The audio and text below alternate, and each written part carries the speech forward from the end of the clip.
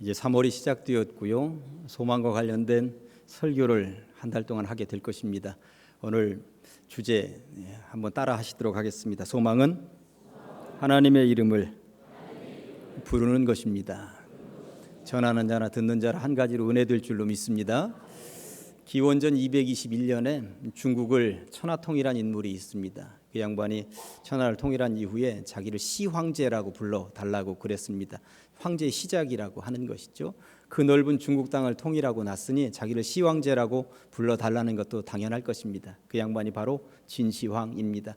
진시황은 중국 전체를 통일한 이후에 정말 많은 일을 했습니다. 처음에는 군연제를 만들어서 그 넓은 땅덩어리를 잘 다스리기 위하여서 아주 조직을 갖추는 일들을 했죠. 그리고 언어를 하나로 통일했고요. 그리고 듬성듬성 있었던 성벽들을 이어붙여서 만리장성을 만들기도 했습니다. 그리고 궁궐을 얼마나 엄청나게 만들었는지 아방궁의 시초가 바로 거기죠. 아방궁을 만들어 놓았습니다.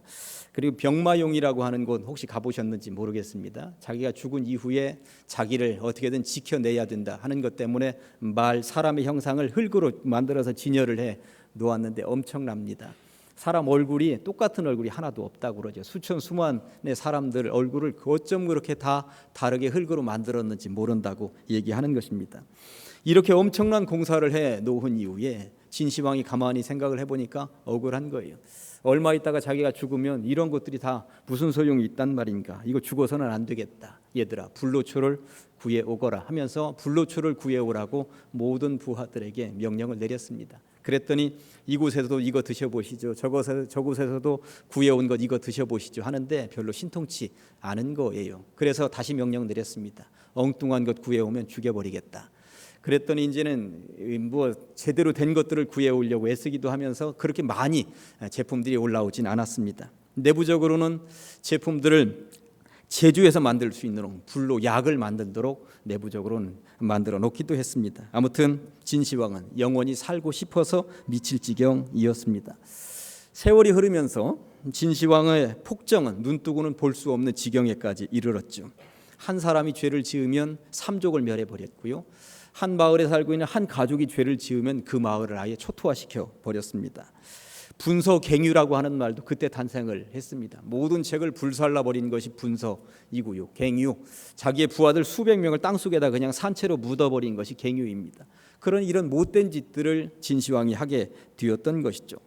천하를 통일했다고 하는 것은 대단한 일이고 처음으로 시황제라고 불려진 것도 대단한 일이겠습니다만 백성들은 자꾸만 피폐해졌고 원성이 하늘을 찔렀습니다. 불로초를 먹고 평생을 산다면, 영원히 산다면 이런 황제를 모시고 백성들이 얼마나 더 힘들겠습니까? 이럴 즈음에 서복이라고 하는 사람에게 소년 3,000명을 안겨주었고 나가서 불로초 구해와라 했습니다. 그들은 바다로 나갔는데 불로초를 어디서 구해오겠습니까? 불로초 못 구해가지고 들어가면 죽는 것 아니겠어요? 그러니 누가 들어가겠습니까?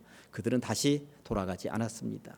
전설에 의하면 제주도에 머물렀다는 이야기도 있고 일본에 머물렀다는 이야기도 있고 일본을 거쳐서 저 아메리카까지 건너가서 인디언이 되었다는 설도 있기는 합니다. 결국 어느 누구도 불로초를 진시황에게 갖다 주지 못했고 진시황은 죽어 나갔습니다. 그렇게도 오래오래 영원히 살고 싶었던 그는 50을 넘기지 못하고 죽었죠. 49살에 죽었습니다. 이야기 하나만 더 해볼까요? 히틀러 아시죠? 위대한 독일 제국을 건설하겠다면서 그는 제2차 세계대전을 일으켰습니다. 이 전쟁으로 인해서 얼마나 많은 사람들이 죽어나갔습니까? 유대인만 해도 600만 명이 죽었고요. 그 이외의 사람들 다 합치면 수천만 명이 죽거나 다치거나 장애인이 되었습니다. 한 사람의 욕심으로 출발한 제2차 세계대전은 아무튼 인류 역사상 가장 비참한 전쟁으로 기록되고 만 것입니다. 전쟁 초기만 해도 유럽 대륙을 통일하고 궁극적으로 세계를 지배하려던 히틀러의 야망이 그대로 이루어지는 것처럼 보였습니다. 그러나 연합국들의 노르망디 상륙작전 성공 이후에 히틀러는 밀리기 시작을 했던 것이죠. 결국 자기 자신이 얼마 남지 않았다는 사실을 깨닫게 됩니다. 1945년 4월 30일 히틀러는 총리 공관 지하 벙커에서 최후를 맞이하게 됩니다. 스스로 권총을 뽑아 들었고 그 권총으로 자결을 하고 만 것입니다. 히틀러의 부하들은 피신하느라고 그의 시체를 마당에 있는 잔디 구덩이에 옮기고 담요로 덮고 휘발유를 뿌렸고 그리고 불을 질러 버렸습니다. 결국 히틀러는 묘비도 없고 묘소도 없고 제대로 장례식도 치르지 못하고 허망하게 죽음을 맞이했던 것입니다. 그의 나이 56세였습니다. 사람은 누구나 다 죽습니다. 죽음 앞에서는 천하를 통일했던 황제라는 무소불위의 권력도, 전 세계를 지배해 보겠다며 나선 전쟁 영웅 독재자의 대단한 권력도 아무짝에도 쓸모없다는 사실, 이거 하나는 분명합니다. 천하를 호령하던 사람들도 다 죽었고요. 영원히 죽지 않을 것처럼 불로초를 구해보겠다고 나섰던 사람도 다 죽었습니다. 세계를 지배하겠다는 꿈을 가지고 있던 사람도 다 죽고 말았습니다. 그리고 또 틀림없는 사실 하나는 이 자리에 있는 사람들도 누구나 다 때가 되면 죽을 것이라고 하는 분명한 사실입니다. 어느 교회에 80이 조금 넘으신 권사님 한 분이 돌아가셨어요. 그러다 보니까 그 교회에서는 장례를 치르게 되면 임종 예배, 입관 예배, 또 발인 예배 드리고 화장터까지 가서 이제 하관 예배를 드리게 되잖아요. 굉장히 추운 겨울이었습니다. 하관 예배 드리는데 80대 권사님이 돌아가셨으니까 그 연배에 비슷한 권사님들, 또 나이가 젊은 50대 권사님들도 목사님 승합차에 타고 함께 가서 하관 예배까지 드리고 이제 교회로 돌아오는 길이었던가 봅니다. 50대 중반의 여자 권사님이 80대 권사님 한 분을 보면서 그 친구 권사님이 돌아가셨으니까 위로하시는 차원에서 권사님, 친구 권사님 돌아가셔서 얼마나 쓸쓸하시죠? 그랬더니 그 권사님이 가만히 생각을 해보니까 이제는 네 차례지 하고 얘기하는 것으로 들리는 거예요. 당연히 그렇게 들리는 거죠. 이 80대 권사님이 그러셨다는 거예요. 죽는데 뭐 순서 있나? 나는 괜찮으니까 바쁘면 먼저들 가. 나는 나중에 갈 테니 그러더라고 하는 것입니다.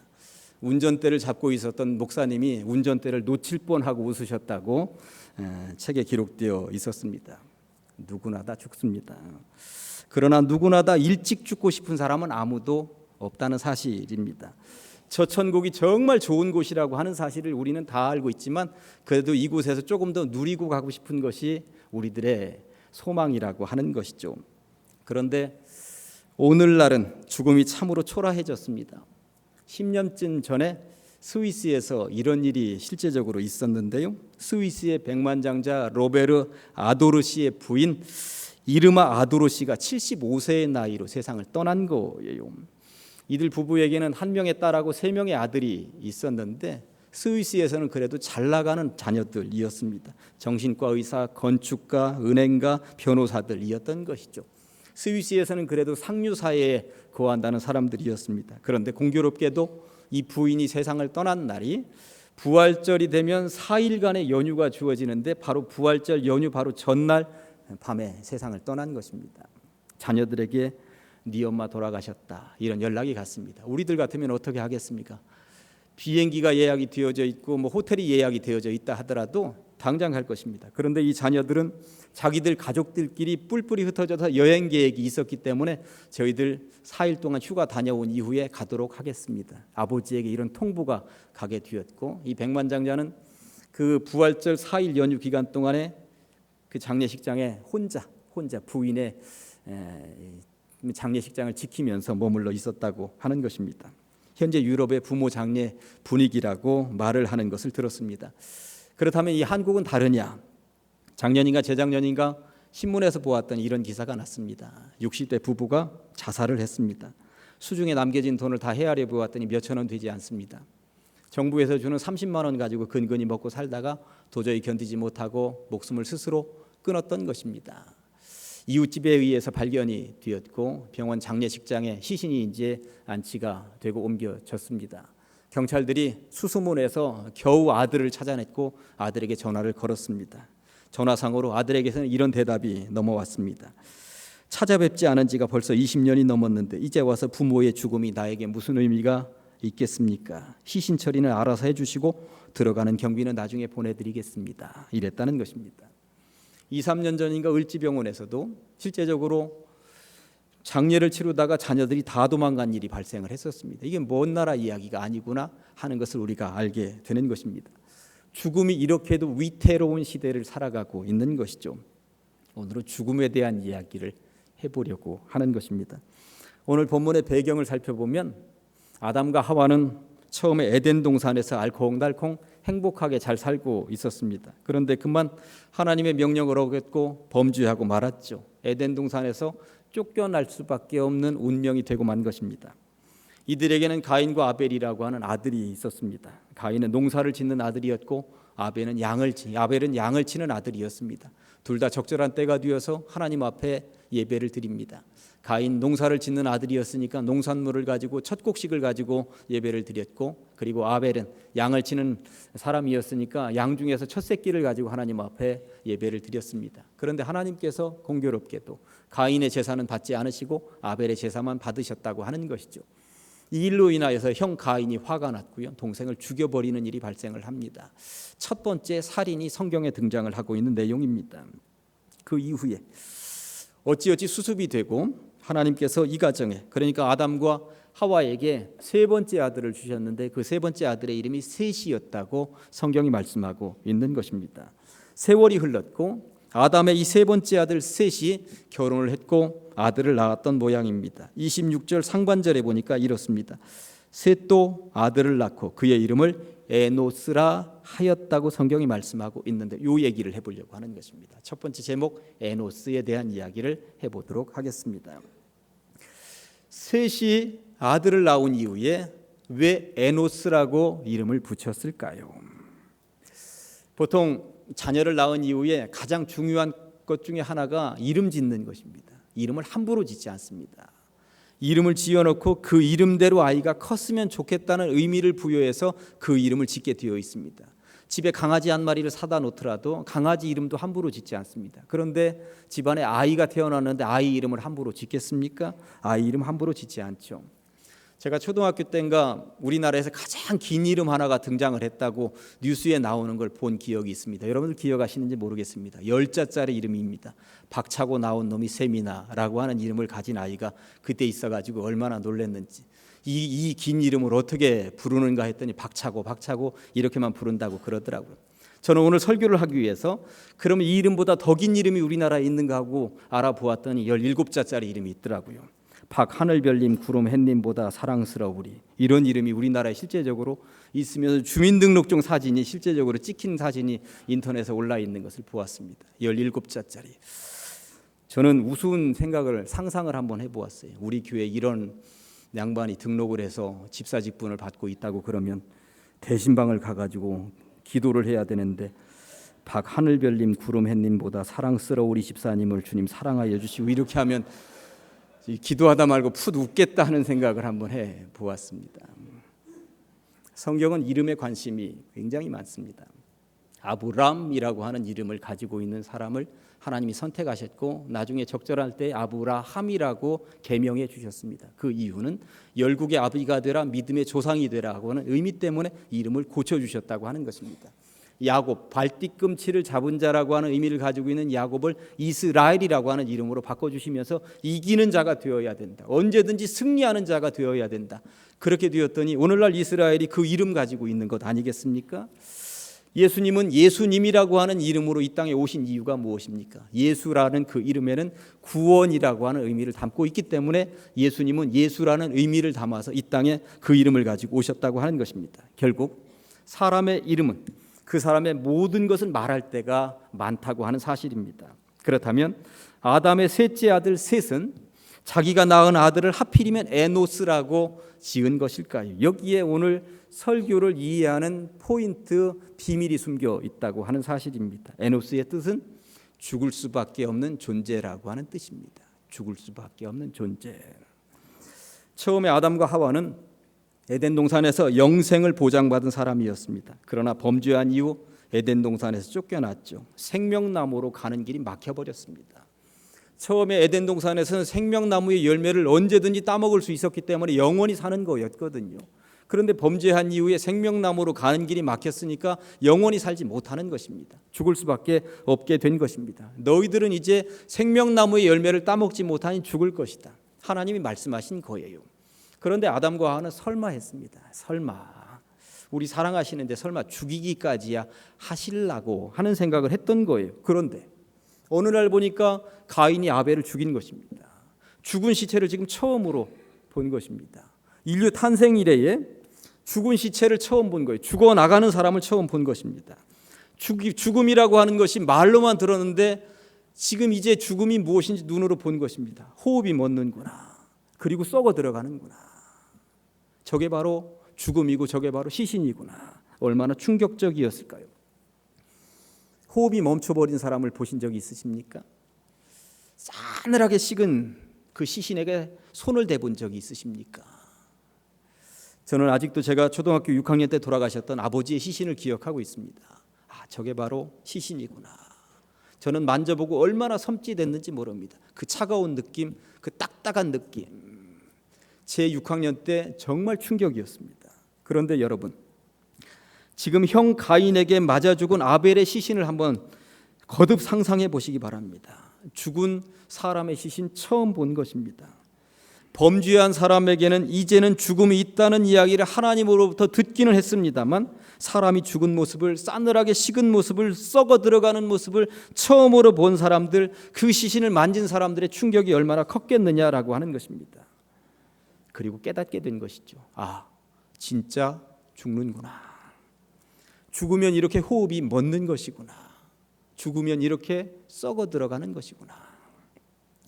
한문으로 죽을 사자는 화면에 보시면 이렇게 되어 있습니다. 한일자, 저녁석자, 그리고 비수 비자입니다.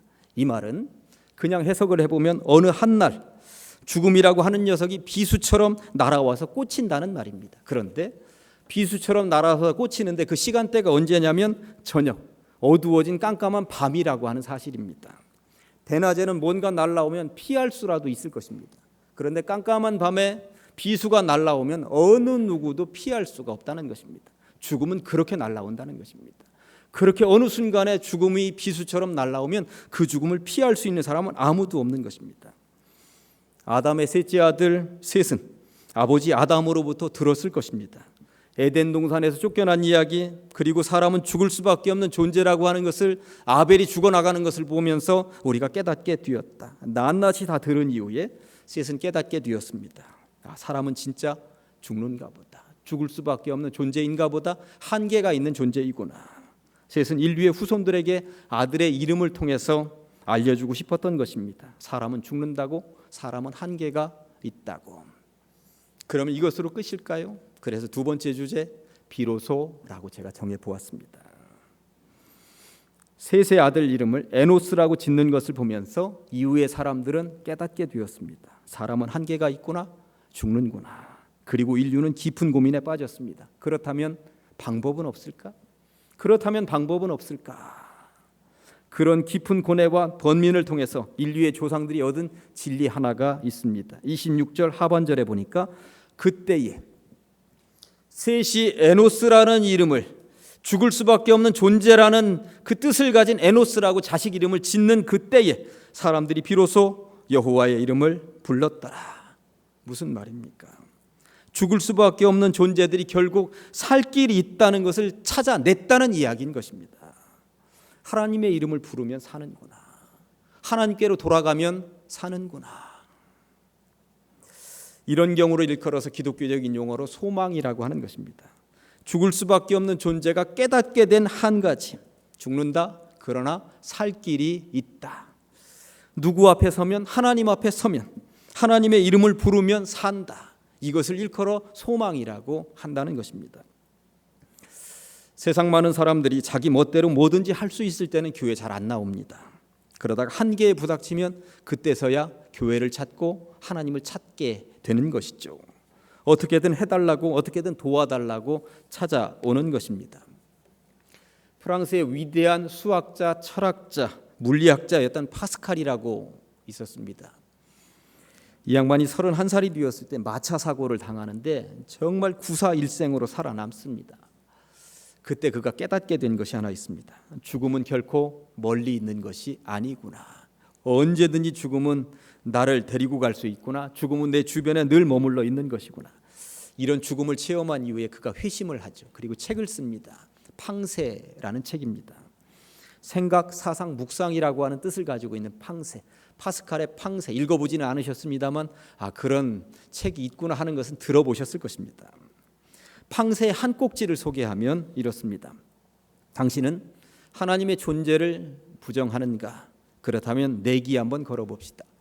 만일 하나님이 존재한다는 편에 내기를 걸고 당신이 이기면 당신은 무한한 행복을 누리게 될 것입니다. 당연한 일 아닙니까? 설령 하나님이 존재하지 않아서 당신이 진다 해도 손해볼 것은 전혀 없습니다. 그러므로 주저하지 말고 하나님이 존재한다는 편에 내기를 한번 걸어보시지요. 하나님은 존재하십니다. 이 얘기를 팡세를 통해서 거듭거듭 이야기하고 있는 것이죠. 자기가 죽음의 위기에서 살아나 보니까 하나님은 계시고 하나님을 찾는 자가 살아난다는 이야기를 하고 싶었던 것입니다. 언제 죽을지 모르는 존재들입니다. 벌써 죽었을지도 모르는 사람들입니다. 다 지켜주셨고 막아주셨기 때문에 생명이 약간 연장되었을 뿐입니다. 이 자리에 영원히 살 사람은 아무도 없습니다. 그런 의미에서 이 자리에 있는 우리는 누구나 다 할 것 없이 에노스들인 것입니다. 그렇다면 어떻게 살아야 할까요? 그리고 어떻게 사는 인생이 잘 사는 인생일까요? 26절을 통해서 보았더니 뭐라고 말씀하고 있습니까? 더 늦기 전에 비로소 이제라도 여호와 하나님의 이름을 부르는 것, 여기에 살 길이 있다고 성경은 분명히 말씀하고 있습니다. 그렇다면 이 신약 시대에는 어떻게 살아야 할까요? 더 늦기 전에 비로소 이제부터라도 예수 그리스도의 이름을 부르는 것, 여기에 생명이 있다고, 여기에 생명이 있다고 성경은 거듭거듭 말씀하고 있는 것입니다. 오직 이 시대에 이것만이 우리가 영원히 살 수 있는 유일한 길이라고 하는 사실을 믿으시기를 간절히 소망합니다. 어둠의 시대입니다. 죽을 수밖에 없는 시대인 것입니다. 사랑하는 가장제일교회 성도 여러분, 모든 소망을 하늘 아버지 여호와 하나님께 두시고 예수 그리스도의 이름으로 영원한 생명을 보장받으시기를, 하늘로 가는 유일한 길과 진리와 생명이 되시는 예수 그리스도의 이름으로 간절히 축원합니다. 기도하시겠습니다. 하나님 아버지, 죽을 수밖에 없는 존재 에노스들이 이 자리에 모여 있습니다. 더 늦기 전에 비로소 예수 그리스도의 이름을 부르게 하여 주시옵소서. 그리하여 영생을 얻게 하여 주시옵소서. 예수님의 이름으로 기도합니다. 아멘. 다 같이 일어나시겠습니다.